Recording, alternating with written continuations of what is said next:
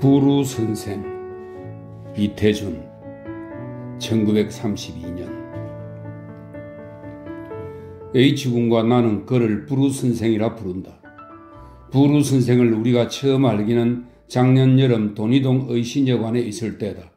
하루는 다 저녁 때 늙은 손님 하나가 주인을 찾았다. 이리 오너라. 부르는 소리만은 아마 그 집 대문간에서 나던 소리 중에는 제일 점잖고 위풍이 있었으리라 생각한다. 눈딱불이 주인마님은 앞마루에 앉아 저고리 가슴을 풀어헤치고 콩나물을 다듬고 있다가 너무나 놀라워서 허겁지를 해 일었었던 것이다. 객실이 너저람한지 우리 같은 무직자들이나 유직자들이라 해도 무슨 보험회사, 외교원 같은 입심으로 사는 친구들만 모여들어 그 악은 혼자 부리면서도 늘 밥값은 받는 것보다 떼이는 것이 더 많은 만한임이라. 찾아온 손님이 그 목소리만 점잖은 듯 하여도 걔에서 더한 반가움은 없는 듯 하였다. 주인마님은 저고리를 여미고 가래 끓는 목청을 다듬으며 네 소리를 끄덕하며 달려 나왔다. 그때 문간방에 있던 H군과 나는 저 마누라의 능청 뜨는 걸 좀 보리라 하고 잠잠히 문간 쪽을 엿듣고 있었다.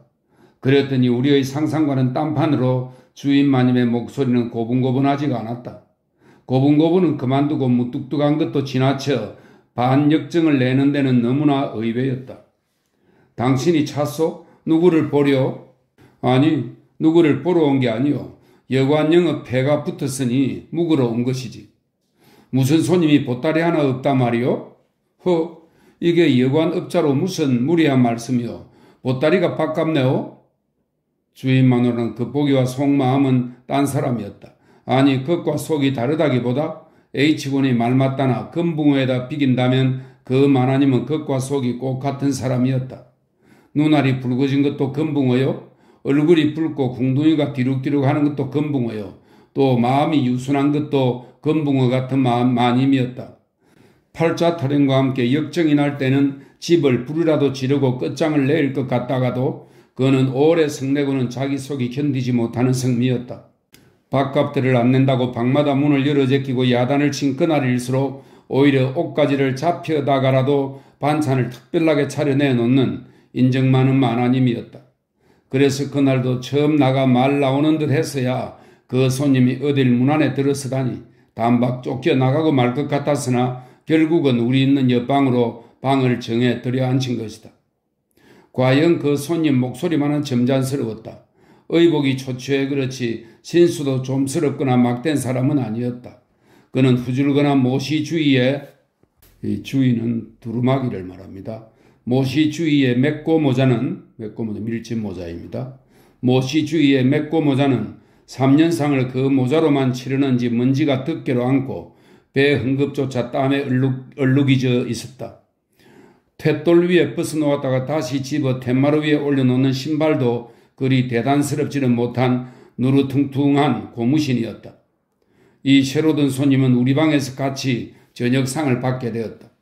그 같은 방은 겨우 떠나드는 문 하나밖에 없어 낮에도 어둡고 바람이 통치 않아 웃돈을 받고 있으려도 못 견딜 방이었다.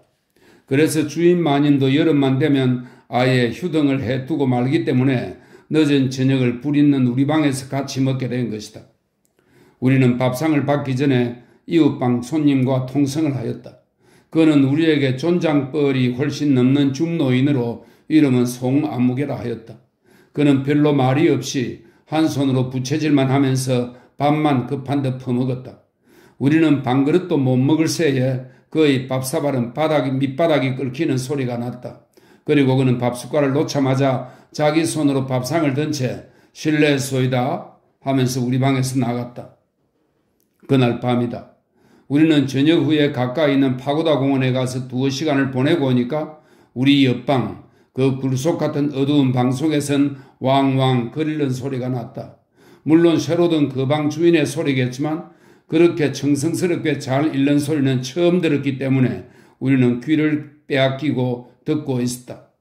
그때는 무슨 글인지는 몰랐으나 구런이 기방애니 행음택반할세 안색이 초체니 하던 마디들을 생각해보면 구런의 어부사를 읽었던 모양이다.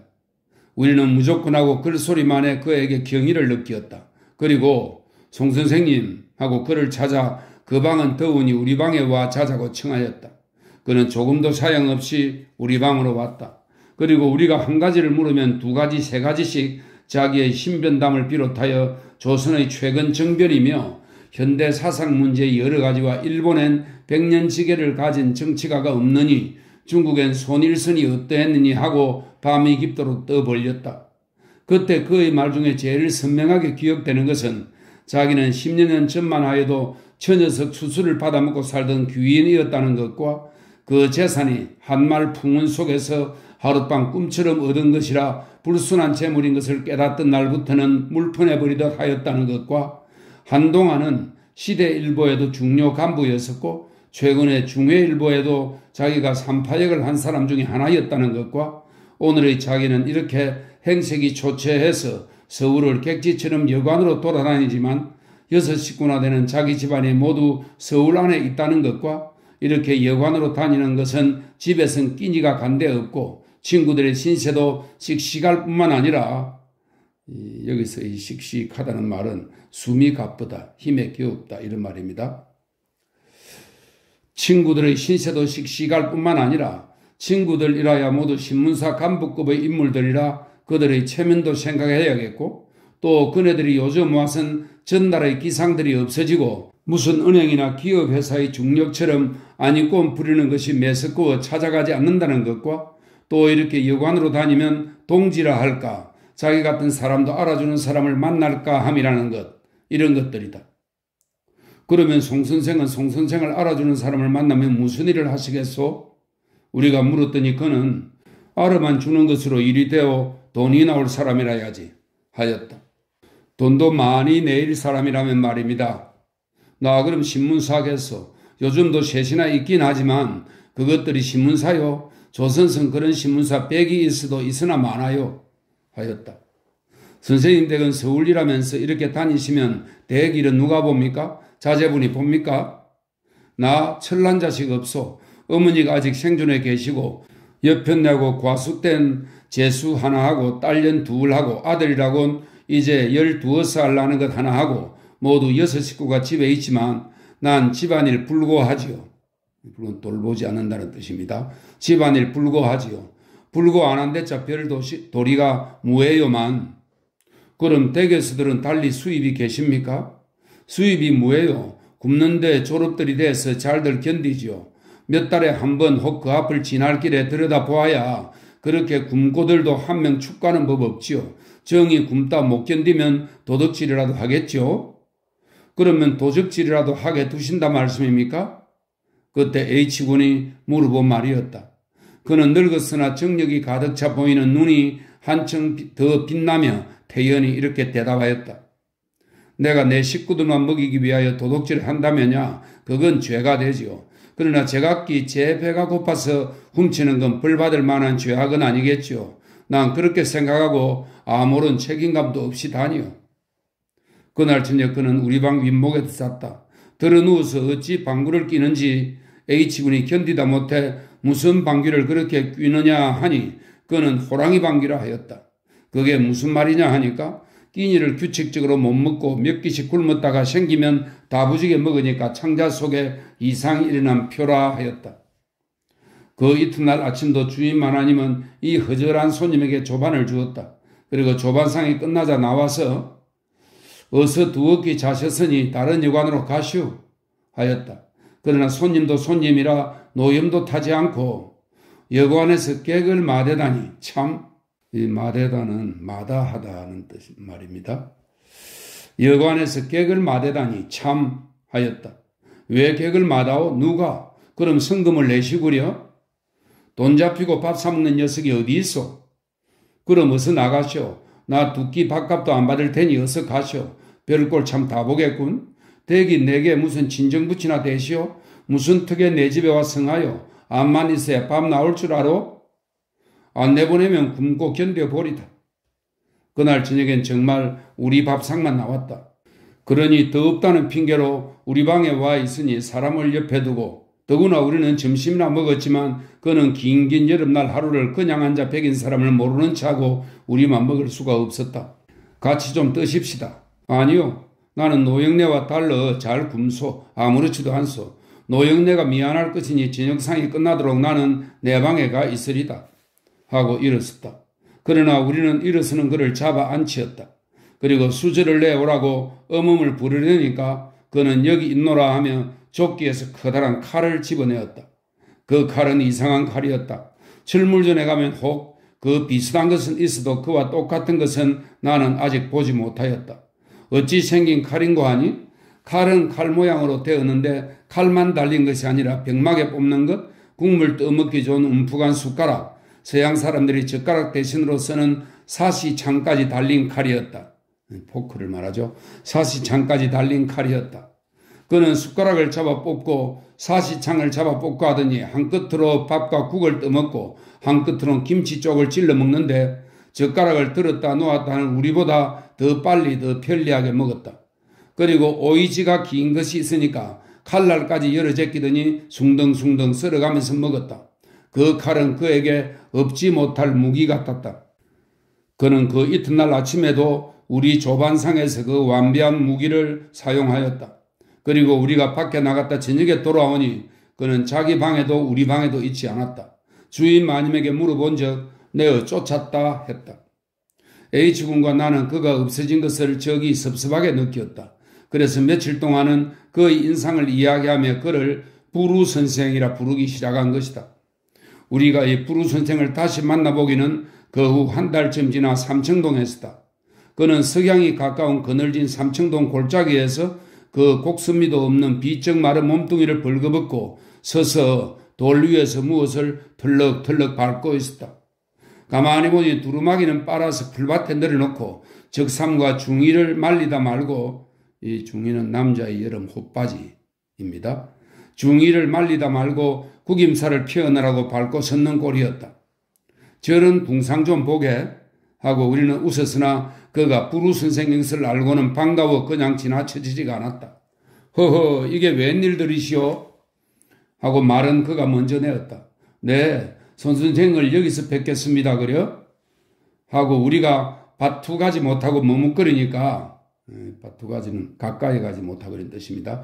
우리가 밭투 가지 못하고 머뭇거리니까 허허, 이거 실례요? 하고 껄껄 웃었다. 그러면서도 여전히 털럭털럭 빨래를 밟았다. 왜 댁에 들어가 빨아 입지 않으시고 손수 이렇게 하십니까? 빨래 좀 해 입으려고 2달 만에 들어갔더니 집이 없어졌구려? 없어지다니요? 잡혀먹고 3, 4년이 되도록 이자나 어디 물어왔소?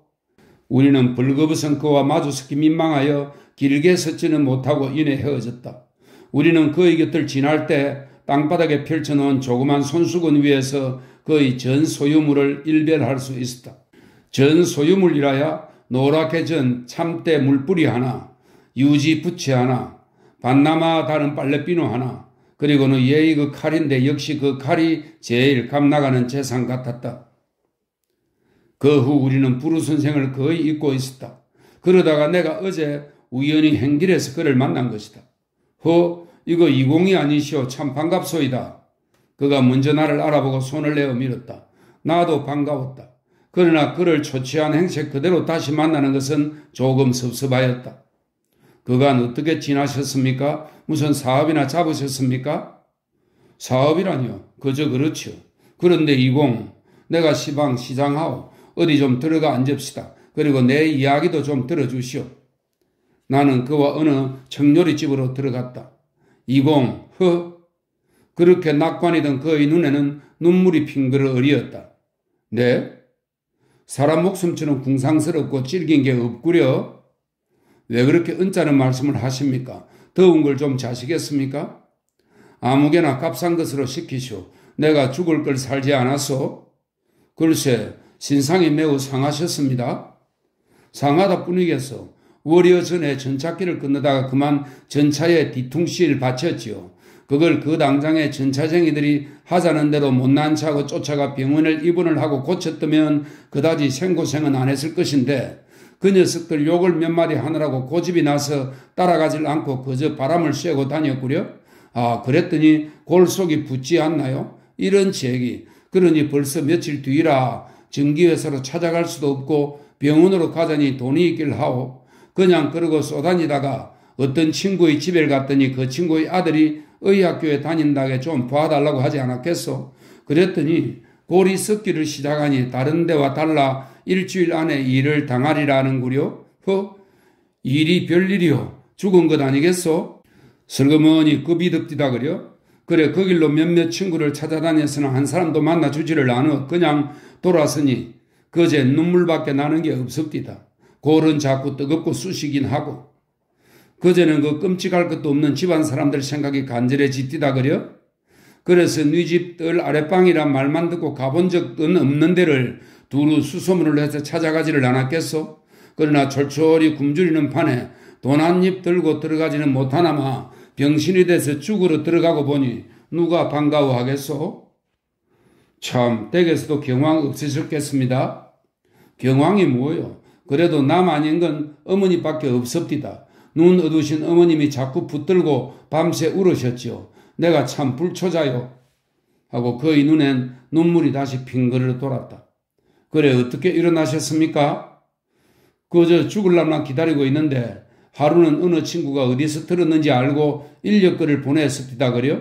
그땐 그만 자격지심에 그까지 그냥 죽어버리고 말려고 하는데 집안 사람들이 기어이 끌어내서 병원으로 가지 않았겠소? 그러나 병원에서 보더니 한다는 소리가 때가 늦었으니 가만히 나가 있다가 죽는 것이 고생은 덜한다고 그리는구려. 그러니 꼴만 점점 더 사납게 되지 않았소? 그래 죽더라도 칭후는 안 할 테니 수술을 하라고 했죠. 뭐 내가 살고파서 수술을 하라고 한 건 아니요. 정칠놈의 세상 사람을 너무 조롱을 하는 것 같더라니 아기밭 젖대어들은 셈이죠. 그래서 이렇게 다시 살아났구려. 그때 죽었으면 변했을 걸 다시 이렇게 욕인 줄 모르고 살아다니는구려. 참 머리에 흠집이 크게 나셨군요. 고생한 데다 대면 흠집이 아주 없는 셈이죠. 아무튼 불행 중 다행이십니다. 욕이죠. 이렇게 살아나서 이 선생을 또 만나는 건 반가워도 이렇게 신세지는 게 다 욕이 아니오. 원 별 말씀을. 음식이 올라왔다. 나는 빼갈빙을 들어 그의 잔에 가득히 부었다. 드십시오. 네. 그런데 요즘 일중 문제가 꽤 주의를 끌지요? 한다. 글쎄요. 저는 그런 방면엔 문외한이 옳시다. 하니 그럴 리가 있어. 저렇게 발발한 청년 시기에 요즘 극동 풍운이 맹랑해지거든.